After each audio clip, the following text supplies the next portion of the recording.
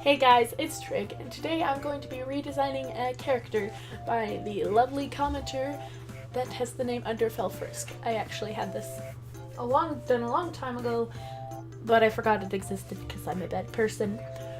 She sent me this robot character, they sent me a robot character, which I would say was interesting. It's a little hard to explain what's going on through my head when I'm looking at it. When I first saw her, my brain and my eyes didn't know whether to look at her head, where the pink was, or her shirt, where the purple was.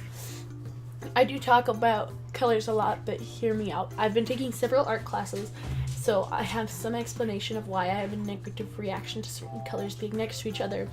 When you make a piece, you want to use complementary colors, but to an extent. By the way, I got this information from an art teacher who majored in art, but that's not important or anything. But back on track. When you take complementary colors, the color opposite of the color wheel, if you didn't know, like red and green, for example, they're going to make each other look brighter than they actually are. Especially if you put them at the same saturation. Fully saturated is usually the biggest offender. They will come off as quite quote-unquote eye bleeding, which is what I would say is happening because of the pink and purple. Not to the same extent because they're not complementary. Red and purple are not opposite on the color wheel, but it still is having the same effect. So I guess I can understand why my mind personally doesn't like these colors.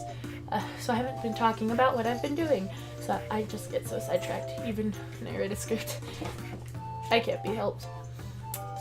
So when I saw this character, I immediately thought back to my 7th grade English project 3 years ago, which was on robots, so I actually had something to do with what's going on. I remembered a very specific robot. This one was created to replicate emotions that it saw through a camera. I wanted to replicate that to an extent, but it wasn't what I saw in my head. I ended up making her, give her a permanent smile to give her a more derpy but friendly vibe. I've never seen a menacing derp. I'll have to look into that. Heavy is spy! No! But when I thought about her as a character, I wondered how I should make it stand out more.